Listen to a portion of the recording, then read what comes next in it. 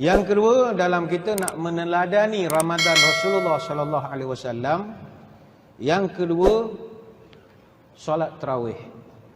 Solat tarawih bukan sekadar solat tarawih, tetapi memanjangkan bacaan solat tarawih. Ini juga amalan Nabi sallallahu alaihi wasallam. Saya tak pasti masjid ni, wallahu alam, tapi majoriti daripada masyarakat kita sekarang ni banyak, kalau bab tarawih ni banyak dah jadi geng 08 kebanyakannya.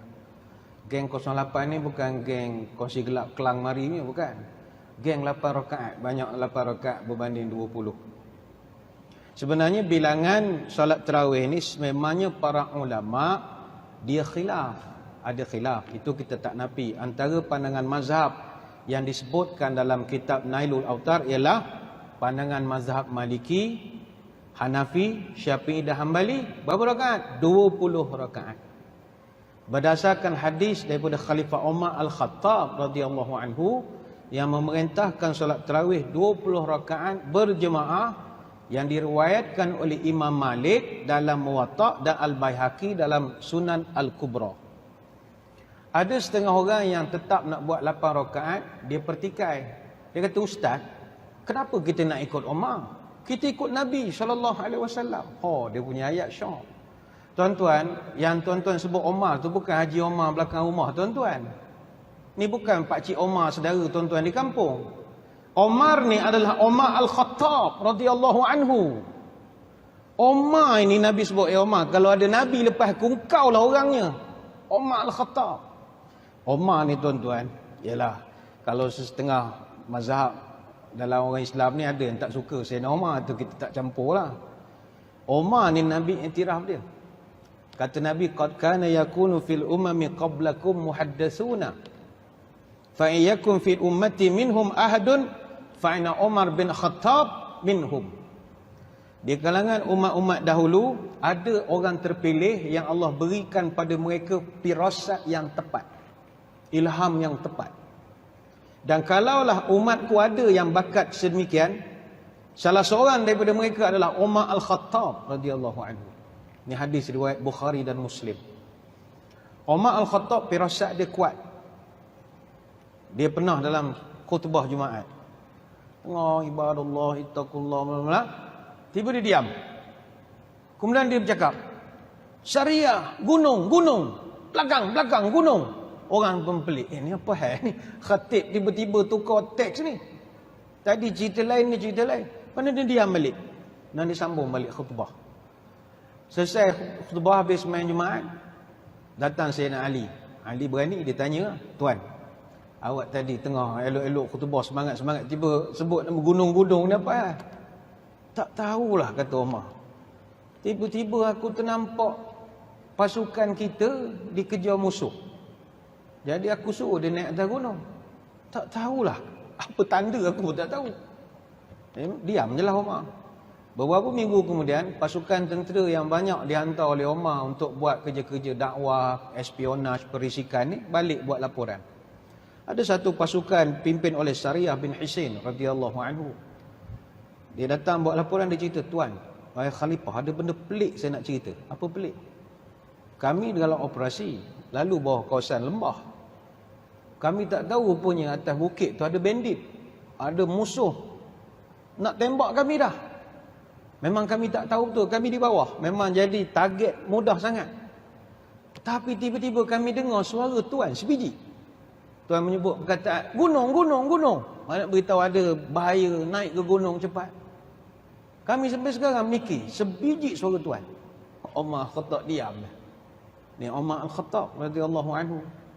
Sebab itu bukan semua orang memiliki firasat yang tepat. Pernah dalam satu kes, Rasulullah SAW dalam perang Badar telah menahan 70 tawanan perang. Bila dah tawan, first time mereka dapat tawanan perang dan tak ada SOP untuk nak uruskan prisoner of war, POW ni. Dalam zaman tu Convention Geneva pun tak ada, apa pun tak ada. Mesyuarat. Nabi dalam mesyuarat ada Abu Bakar, ada Omar, ada semua sahabat-sahabat yang senior. Nabi tanya, "Okey, apa kita nak buat ni? SOP tak ada lagi ni. Nak buat apa dengan tawanan 70 orang?" Umar angkat tangan. Ya Rasulullah, simpan buat apa tahunan-tahunan? Tak ada masa. Bunuh ya. Kan kita nak masuk di penjara sekarang, nak kena bagi makan, tu pun belanja lagi. Makan dia pula bukan boleh sebarang-sebarang, kena suhakam datang cek apa menunya, tu semua duit lagi. Banduan makan lebih mahal daripada gelandangan. Salah yang bunuh lah. Ini contoh skrip Umar Al-Khattab. Bunuh je, simpan buat apa tak banduan bunuh je. Semua orang dalam suarat semua tak setuju. Keras entah ni Umar. Rahmat tak ada. Dia tanya kepada Abu Bakar. Wahai Abu Bakar, apa pandangan entah? Sayyidina Abu Bakar Siddiq radhiyallahu anhu menjawab, Ya Nabi Allah, hum banul ammi wal ashirah. Yang kita tangkap tu semuanya saudara mara kita ya Rasulullah. Orang Mekah. Saya orang Mekah. Tuan orang Mekah. Sayyidina Umar ni pun orang Mekah. Jadi janganlah kita kasar sangat dengan saudara-saudara kita. Ara an ta'khudha minhum fidyah. Saya cadangkan kita kenakan denda je. Kalau dia tak boleh bayar, minta keluarga dia bayar tebusan. Bayar duit pada kita. Fatakunu lana quwwatan 'alal kuffar. Dan dengan perolehan duit tu nanti, kita boleh gunakan untuk pembelian aset-aset baru ketenteraan kita. Boleh hantar anggota kita pergi berlatih khusus, belajar menembak dan macam-macam lagi. Dan yang lebih jauh lagi kita nak sekali adalah fa'asallah an yahdiyahum lil Islam. Mudah-mudahan dengan kita bersikap lapang dada begitu, musuh-musuh ni tengok dia akan minat pula kepada Islam. Ini pandangan saya lah ya Rasulullah. Kalau tuan-tuan ada dalam mesyuarat hari tu, tuan-tuan ikut pandangan Umar ke Abu Bakar? Saya rasa majoriti akan sokong Abu Bakar. Betul lah Abu Bakar, kau memang bijak lah. Duit kita dapat, dakwah kita, ini kita nak. Apa Umar bunuh kerja, tikit kerat kepala, tak ada cara lain. Maka Nabi pun bersetuju, baiklah kita kenakan denda. Tiba-tiba turun firman Allah. Surah Al-Anfal ayat 67. Maka nali nabiyyin ayyakuna lahu asra hatta yuskhina fil ardh. Tidak sepatutnya seorang nabi menyimpan tawanan sebelum dia dapat melumpuhkan semua musuhnya di muka bumi. Surah Al-Anfal ayat 67. Allah tegur Nabi bahawa tindakan ini kurang tepat. Dan Nabi pun istighfar kepada Allah. Tidak berdosa, itu hanya keputusan politik. Tapi balik pada tadi, siapa punya cadangan yang lebih dekat dengan ayat ni tadi? Umar Al-Khattab, firasatnya kuat. Sebab itu, kepada tuan-tuan yang nak semayang 8 rakaat, semayanglah, tak ada masalah. Jangan sebut ini Umar je. Dia punya sebut Umar tu macam saudara dia. Umar, jangan begitu. Ini yang cakap ni Sayyidina Umar Al-Khattab radhiyallahu anhu. Sayyidina Umar ni tuan-tuan, kubur di sebelah Nabi. Bukan jalan-jalan orang. Kubur sebelah Nabi. Ini yang pertama. Macam masjid tuan-tuan ni saya tengok. Sini memang 20 kan? 20 tak ada masalah lah. 20 tak ada masalah lah. Ke buat 8? Buat 8, oh koman sepana. Kipas dah 2, 8 lagi. Ngekon kamu. Dia contoh sajalah. Orang buat 8 ni surau kampung, tak ada aircon, tak ada kipas, panas. Oh tu 8, nak sabarlah. Yalah, mungkin ada justifikasi masing-masing ya. Macam di Kuala Lumpur, macam Selangor ni saya tengok masjid luas. Maknanya parking, kawasan parking luas. Jadi orang datang semayang selesa. Saya tengok di KL sebab kawasan mereka sempit. Jadi dia terpaksa buat pengurusan parking yang penguatkuasaan yang agak ketat. Jadi dia ada siap tulis signboard dah sepanjang Ramadan tulis parking G08. Wah, ini coding baru. Ini parking apa? Rupa parking geng 8 rakaat sini. 08 and the group. Ini geng 20. Dia buat asing. Sebab selalu berlaku double park dan sebagainya. Orang geng 0, tak maaf lah panggil geng 08 macam gangster pula ya. Orang yang 8 rakaat ni, dia memang nak balik cepat. Tapi kereta dia kena blok dengan orang 20 rakaat. Jadi main horn, pompang gitu. Jadi tak seronok, tak harmoni. Tak harmoni. Jadi itu yang pertama. Sembahyang tarawih, kalau boleh buatlah 20 rakaat. Cuma dalam membincangkan tentang bilangan tarawih ini, kalangan ulama berpandangan pada peringkat awal tarawih dilaksanakan dengan memanjangkan bacaan solat. Mana kalau buat 8 sekalipun, panjanglah juga. Jangan terlampau pendek. Kita bukannya surau asrama nak baca pendek-pendek. Kita qaryah, masjid qaryah mesti panjang sebab sembahyang sunat. Dan benda ni pun setahun ada sebulan saja. Time lain tu kita baca pendek-pendek lah. Memang kalau asalnya Nabi SAW, dia memang kalau sembahyang sunat memang panjang. Huzaifah al-Yamani radhiyallahu anhu dalam satu riwayat, ini riwayat Imam Hakim dan juga An-Nasai dalam Sunan Kubra, kata dia pernah Nabi sembahyang, rakaat pertama lepas Fatihah Nabi baca Alif Lam Mim, surah Al-Baqarah. Kata Huzaifah, aku ingatkan Nabi nak baca 10 ayat saja. Tak, dia baca komplit 286 ayat. Tuan-tuan, surah Al-Baqarah sahaja ada 3 juzuk. Untuk surah Baqarah saja 3 juzuk ada 6,221 kalimat, 25,500 huruf.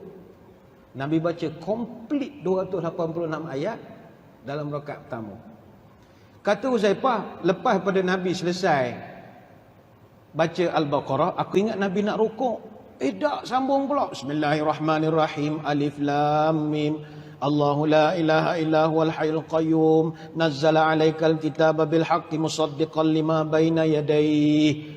Baca pula Ali Imran, komplit 200 ayat. Ali Imran saja ada 2 juzuk. Habis Ali Imran ingatkan Nabi rukuk. Tak, sambung lagi. A'udzubillahi bismillahirrahmanirrahim. Ya ayyuhan nasu taqu rabbakumul ladzi khalaqakum min nafsin wahidah. Dia baca pula suratul Nisa, komplit 176 ayat, 3 juzuk. Maknanya tuan-tuan, Nabi dalam satu rakaat total 662 ayat. Sebab itu Nabi semayang bengkak kaki. Apa hal? Lamanya semayang. Kita Ramadan bengkak kaki juga, gaut. Buka salah makan. Salah makan. Go out lah jawabnya. Okey lah, bengkak tu kira sunnah juga bengkak kaki. Tapi punca bengkak tu berbeza. Jadi kalau dapat tahun ni buatlah tarawih lebih sikit. Buat tarawih lebih sikit. Kita muda-muda dulu time malas-malas memanglah 8 je. Tapi dah berumur ni eloklah kita semayang panjang sikit. Barakah. Barakah. Nabi SAW, kata para ulama, bila bulan Ramadan ni, dia punya semayang dia memang lama sikit. Sebab Ramadan ni bulan Quran. Jadi dia sentiasa menghiaskan kehidupan dia dengan Quran. Termasuk dalam solat pun, Nabi akan baca sedikit panjang. Sebab itu kata para ulama, Nabi SAW, kalau tiba semayang subuh, kata Amr bin Harith, sami'tu Nabi SAW yaqra' fil fajri idza syamsu kuwirat. Aku ikut Nabi semayang subuh, Nabi membaca idza syamsu kuwirat, surah At-Takwir. Surah At-Takwir ni 29 ayat, dia juzuk yang ke-30. Nabi baca. Nampak panjang. Kalau dalam Sahih Bukhari Muslim ada disenaraikan, Nabi biasa membaca kalau semayang subuh surah Al-Waqi'ah. Waqi'ah ada 96 ayat. Ada masa Nabi membaca surah Al-Mu'minun 118 ayat. Ada masa Nabi membaca surah At-Tur ada 49 ayat. Ada masa Nabi membaca surah Ar-Rum 62 ayat.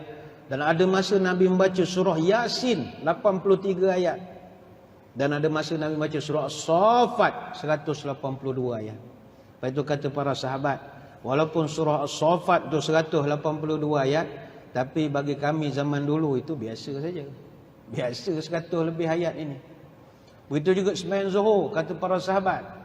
Kerana nak memuliakan Ramadan ni, Nabi sembahyang Zuhur pun baca agak panjang. Ada satu riwayat kata Abu Sa'id Al-Khudri radhiyallahu anhu, laqad kanat salatu zuhri tuqama. Satu ketika azan Zuhur dah dikumandangkan. Satu ketika azan Zuhur sudah dikumandangkan. Bukan azan, qomat dah dikumandangkan. Fayadhhab adh-dhahibu ila al-baqi'. Tiba ada satu orang sahabat, dia nak buang air kecil. Dia keluar pada masjid, dia pergi ke Baqi'. Tuan-tuan yang biasa ziarah Masjid Nabawi, masjid asal tu yang kubah hijau. Bakek dalam 300 meter pada situ. Jadi dia keluar daripada masjid, dia pergi bakek, dia buang air. Kemudian summa yatawadda, dia pergi ambil air sembahyang. Summa ya'ti wa Rasulullah fil rak'atil ula mimma yutawiluha. Selepas dia buang air kecil, dia bakek, dia ambil wudu, dia datang ke masjid, Nabi masih rakaat pertama. Panjangnya bacaan Nabi. Ini hadis riwayat Muslim. Banyak lagi nak terangkan, tapi saya kira kita beri laluan dulu kepada azan Isyak yang saya kira akan masuk sebentar lagi. Jadi tuan-tuan semua jangan ke mana-mana, kita akan kembali lagi selepas ini.